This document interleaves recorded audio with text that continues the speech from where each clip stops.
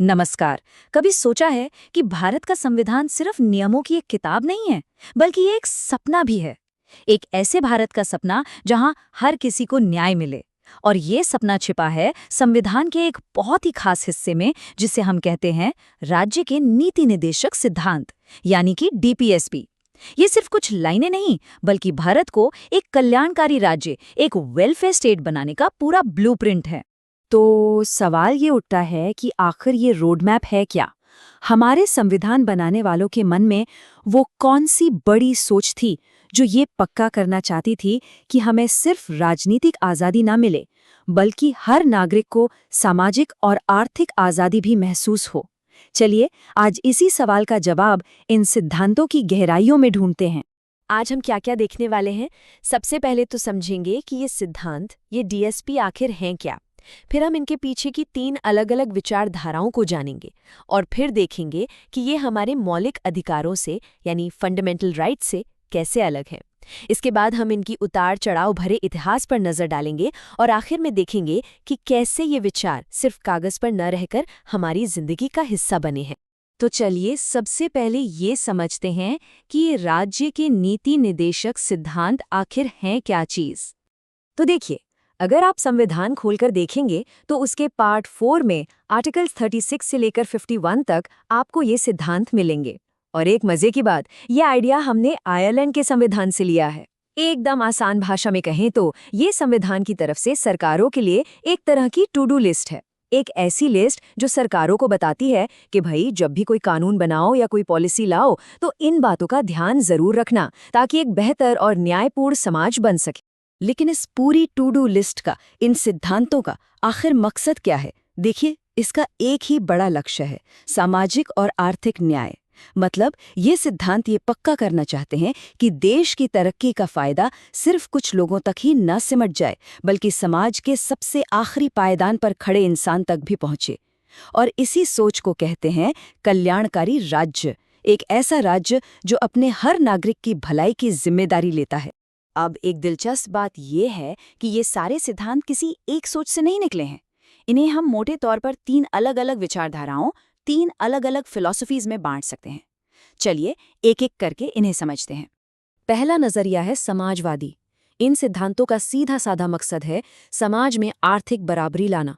जैसे आर्टिकल 38, ये साफ कहता है कि राज्य आय की असमानता को कम करे। आर्टिकल 39 कहता है कि महिला हो या पुरुष, अगर काम एक जैसा है तो तनख्वाह भी एक जैसी मिलनी चाहिए। और आर्टिकल 43A तो ये तक कहता है कि इंडस्ट्रीज के मैनेजमेंट में काम करने वाले मजदूरों की भी हिस्सेदारी होनी चाहिए। दूसरी विचारधारा वो है जो सीधे महात्मा गांधी के सपनों से जुड़ी है।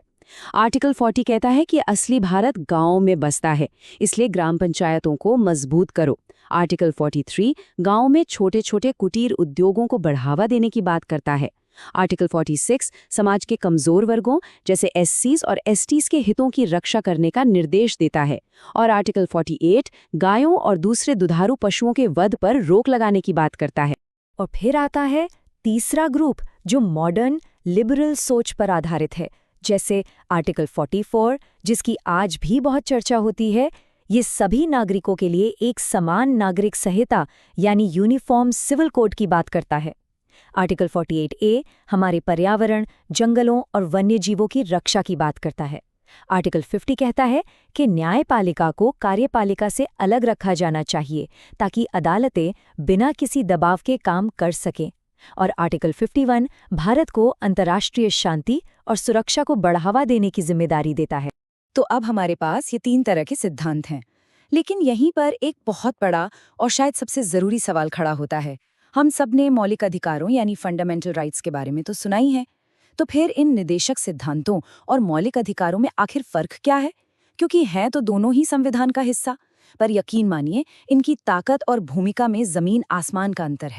इसको ना आप ऐसे समझिए, फंडामेंटल राइट्स जो हैं वो सरकार के लिए एक स्टॉप साइन की तरह हैं। ये सरकार को बताते हैं कि वो क्या नहीं कर सकती, जैसे वो किसी की बोलने की आज़ादी नहीं छीन सकती। वहीं डीएसपी एक गो साइन है जो सरकार को बताते हैं कि उसे क्या करना चाहिए, जैसे सबके लिए रोजगार के मौके बनाने चाहिए। और यहीं आता है सबसे बड़ा फर्क। अगर आपका कोई मौलिक अधिकार छीना जाए तो आप सीधे कोर्ट जा सकते हैं, लेकिन डीएसपी को लागू करवाने के लिए आप कोर्ट नहीं जा सकती। ये सरकार की नैतिक जिम्मेदारी है, कानूनी मजबूरी नहीं। तो एक तरफ हैं वो अधिकार जिन्हें आप कोर्ट जाकर लागू करवा सकते हैं, और दूसरी तरफ है नैतिक निर्देश। तो जाहिर सी बात है, जब एक तरफ कानूनी ताकत हो और दूसरी तरफ सिर्फ नैतिक सलाह, तो टकराव तो होगा ही। और बिल्कुल यही हुआ। भारत की अदालतों में दशकों तक ये जंग चली कि जब ये दोनों टकराएंगे तो कौन ज्यादा ताकतवर साबित होगा। ये कहानी शुरू होती है 1951 से, जब चंपकम दुराईराजन केस में सुप्रीम कोर्ट ने साफ साफ कहा कि भाई मौलिक अधिकार डीएसपी से ऊपर रहेंगे। फिर 1967 में गोलकनाथ केस में कोर्ट और भी सख्त हो गया और कहा कि डीएसपी को लागू करने के लिए मौलिक अधिकारों में बदलाव किया ही नहीं जा सकता। लेकिन फिर आया 1973 का वो ऐतिहासिक केशवानंद भारती केस, जिसने सब कुछ बदल कर रख दिया। कोर्ट ने मूल संरचना यानी बेसिक स्ट्रक्चर का सिद्धांत दिया। और फिर 1980 में मिनर्वा मिल्स केस में कोर्ट ने एक बहुत ही खूबसूरत बात कही। कोर्ट ने कहा कि मौलिक अधिकार और डीएसपी के बीच का संतुलन और सामंजस्य ही संविधान की मूल संरचना का हिस्सा है। ये एक रथ के दो पहियों की तरह हैं, एक के बिना दूसरा अधूरा है। अब सिर्फ कोर्ट ही नहीं, हमारी संसद ने भी डीएसपी को मजबूत करने के लिए बड़े कदम उठाए। 1976 में 42nd संशोधन ने गरीबों को मुफ्त कानूनी मदद और पर्यावरण की सुरक्षा जैसे नए सिद्धांत जोड़े। 44th संशोधन ने असमानता को कम करने पर और जोर दिया। और फिर हुआ एक बहुत बड़ा काम, 86th संशोधन। इसने शिक्षा के अधिकार को, जो पहले आर्टिकल 45 के तहत सिर्फ एक डीएसपी था, उसे आर्टिकल 21A के तहत एक मौलिक अधिकार बना दिया। सोचिए, एक निदेशक सिद्धांत को इतनी ताकत दी गई कि वो एक फंडामेंटल राइट बन गया। अच्छा, अब तक हमने सारी थ्योरी की बात कर ली, केस, कानून, संशोधन। लेकिन असली सवाल तो ये है कि क्या ये सब सिर्फ किताबों में ही अच्छा लगता है, या इन सिद्धांतों का हमारी आपकी जिंदगी पर कोई असर भी हुआ है? चलिए, इस ब्लूप्रिंट को हकीकत में बदलते हुए देखते हैं।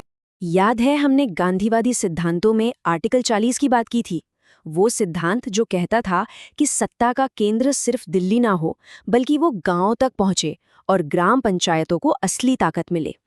तो क्या ये सिर्फ एक सपना बनकर रह गया? जी नहीं, बिल्कुल नहीं। इसी एक लाइन को हकीकत बनाने के लिए 1992 में 73वां संविधान संशोधन लाया गया, जिसने पूरे देश में पंचायती राज व्यवस्था की नींव रखी। ये इस बात का सबसे बड़ा सबूत है कि कैसे संविधान का एक निर्देश जमीनी लोकतंत्र की पूरी तस्वीर बदल सकता है। चलिए एक और उदाहरण देखते हैं। अनुच्छेद 43 याद है? वो सिद्धांत जो गांवों में छोटे छोटे घरेलू उद्योगों यानी कॉटेज इंडस्ट्रीज को बढ़ावा देने की बात करता था। इसी सिद्धांत की बदौलत आज हम खादी और ग्रामोद्योग आयोग जैसे संगठन देखते हैं।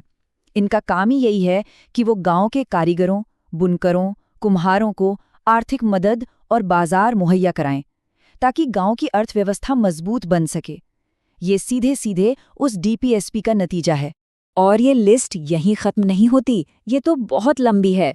मजदूरों के लिए मिनिमम वेजेस एक्ट, कामकाजी महिलाओं के लिए मैटर्निटी बेनिफिट एक्ट, हमारे जंगलों और जानवरों को बचाने के लिए वाइल्ड लाइफ प्रोटेक्शन एक्ट, और करोड़ों लोगों को रोजगार की गारंटी देने वाला मनरेगा। इन सभी बड़े और क्रांतिकारी कानूनों की जड़ें कहीं न कहीं इन्हीं निदेशक सिद्धांतों में छिपी हैं। ये सब उसी ब्लूप्रिंट को हकीकत में बदलने की कोशिशें हैं। तो जैसा हमने देखा, ये डीपीएसपी सिर्फ कुछ नैतिक सुझाव नहीं है, ये तो हमारे संविधान का वो कंपास है, वो दिशा सूचक हैं जो भारत को लगातार एक बेहतर और ज्यादा न्यायपूर्ण देश बनाने की राह दिखाते हैं। इसीलिए कहा जाता है कि ये देश के शासन के लिए मौलिक हैं।